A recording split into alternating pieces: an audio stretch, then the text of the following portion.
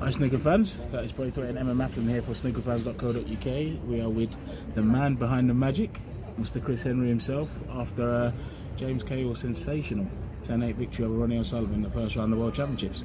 Chris, how are you? Very well, very good. Excited. Yeah, it's been an incredible day. To see such a young guy do what he did there on his debut at the Crucible against such an opponent is very special. He must be buzzing.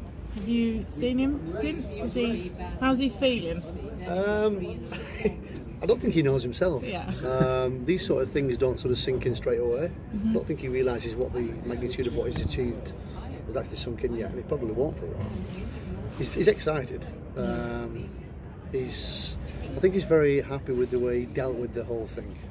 And as you saw towards the end there, in ordinary situations with players with that opportunity, most players don't take that opportunity to win that match, and he did, and he took on some tough shots. Yeah.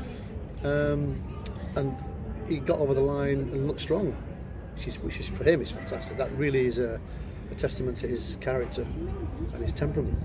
So he did really well. It was remarkable, Chris. Like I said, when the winning line came, you thought, like first time at the Crucible, massive underdog against Ronnie, that he might, like, as we say in the snooker room, twitch a little bit, mate. But there was no signs of it. His composure looked immaculate, and he just looked so chilled out there. He did, and one of the things that I made sure happened, as you know, he qualified on the Wednesday. He'd already acquired his 2-year card, which took a lot of pressure off his shoulders, which was nice. But what I made sure is that he got here on Saturday and he had 2 days of being in the venue, going into the arena, sitting in his chair, looking at the tip. With the surroundings. Let's go into a little bit of neuroscience now. Yeah. And basically what we've got is these 2 little amygdala inside of our ears. And what they're doing at all times is they're comparing what's happening to previous memory files. Yeah. So basically our nervous system is designed to protect us in a dangerous situation. But it will take any kind of situation that it thinks is dangerous, and you start to experience that in the same way as a real dangerous situation. So creating all those memory files, basically what that's doing is when he gets out there for real, his brain's got some files to sort of relate to now and go, okay, been here before, we've seen this. And that, I think, was a big help. You know, on the practice table for a number of hours, getting used to the conditions. I think all of those things are helpful. Yeah. But when it comes down to it, you know, he just has a very strong level of self-belief in himself, in him as a snooker player, and he dealt with it because I think he has a brilliant temperament. So it's amazing what he's doing. I mean, we were sitting here earlier, and he's come out of the Winter Gardens after doing his interview. Yeah. And he's walked through back to the Crucible, and everybody was sitting around, and they've just given him this huge round of applause. Did they? And it was just so nice to see. You know, it was really chuffed for him, aren't we? Yeah, do you know what? Just touch on what Emma said as well, because even the way he walked through, he's got this air of confidence about him, which I know can only be associated with somebody that's with you, that's for sure, because you walk around exactly the same way, pal. But yeah, it's refreshing to see, and I'm really glad for him for obviously the great work he's been putting in with you. He's got a good set of family members around him. You know, I met his mum, met a few other people in and around him as well. He's a tremendous lad, and just like so proud of his achievement. Yeah, you know? and Fantastic. isn't it great how this city embraces snooker? Yeah. As you said there, he walked through the square and everybody sort of cheered him. Sheffield is snooker in these 2 weeks, isn't it? It's incredible. His family are tremendous. His mother is Maria, she's top lady. so dedicated. She totally believes in him as well, and her belief in him, he'll catch that. You know, he'll get that from his mum, because he knows his mum won't be trying to, you know, manufacture something from somewhere. She genuinely believes he's going to be a top player, and he now, I think as a result of that, he believes it as well. And another interesting little story, by the way, I was coached by a guy called Frank Callan from Blackpool. He used to work with Stephen Hendry, didn't he? Right, he used to coach Maria Cahill, Maria Torres. Yeah. When I used to go for my lessons, Maria was there as well. Yeah. Frank passed away. He's from Blackpool. Maria's son is from Blackpool. He's become the first amateur ever to get to the Crucible now and beat Ronnie. Yeah. And that Blackpool thing, I don't know what's going on, but there's a whole Blackpool theme running through this whole thing, you know, it's weird.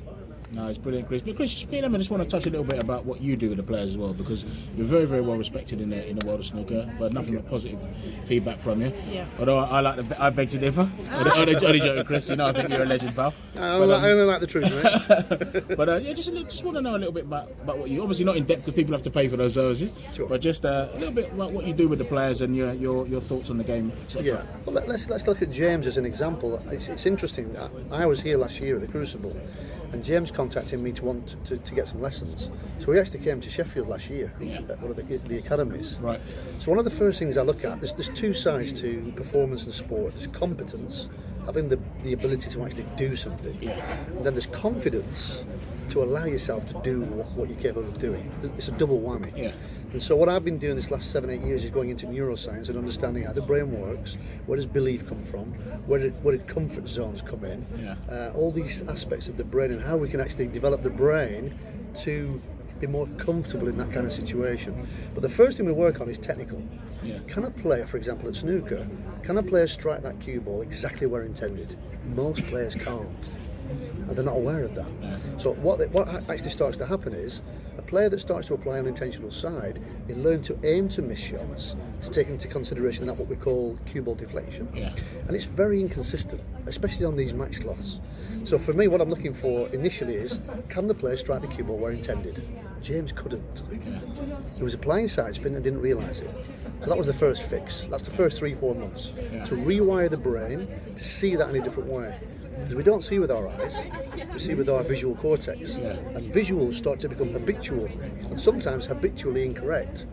So that fix of mechanics coordinating with visual has got to be the first point. Because if you can't do it in the first place, it doesn't matter how confident you are. No. So you've got to get that aspect right. That was the first thing with James. So we work on technical, mechanical, visual, and so the visual coordinates with the mechanics. That's massively important. That was his first bit. And then we went into what I term, and something I've been developing now for about 3-4 years, is something called neural rewiring, which is a way of literally adjusting the neural connections in your brain. You spoke to me about this before in Cheltenham, and I just found it fascinating. Through repetition, your brain is creating what we call neural connections. Okay, and there's billions of them. The problem with it is most players, most people are creating negative connections which fire automatically and make you feel a little bit negative. And once you've got this competence to play snooker, it then comes down to emotion, how you actually feel.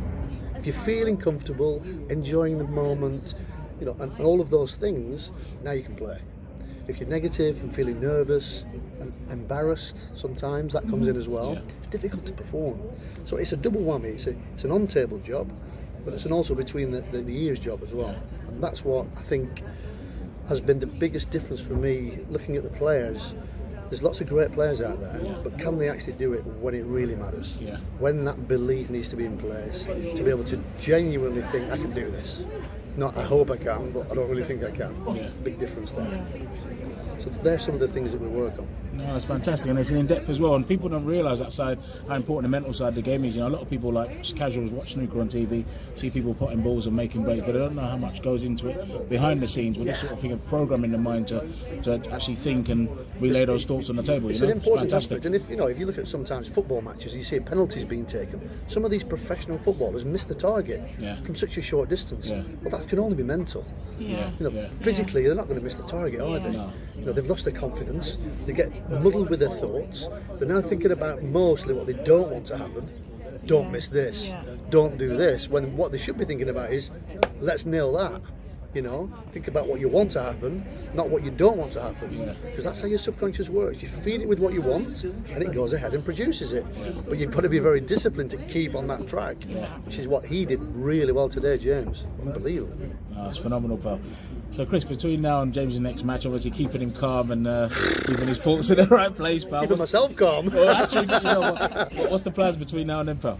The plan is he's going to have a relaxing afternoon today. He's going to have a chat with you guys. We're going to have a practice tonight. We'll go through some of the things that happened in that match. And obviously we're not going to be critical because, listen, it's his first time with the Crucible and he's made a few mistakes. He's played maybe some wrong shots. But, I've got to make him aware of all of that because it's a learning process. And then basically, 1.5 hours, 2 hours practice every day now, Wednesday and Thursday. And I think he plays then on Friday. Right. So he needs to chill out, relax, enjoy it. You know, Enjoy enjoy it. Soak it all up with it. Don't take it too serious, but ultimately, he genuinely believes he can go on and win this thing.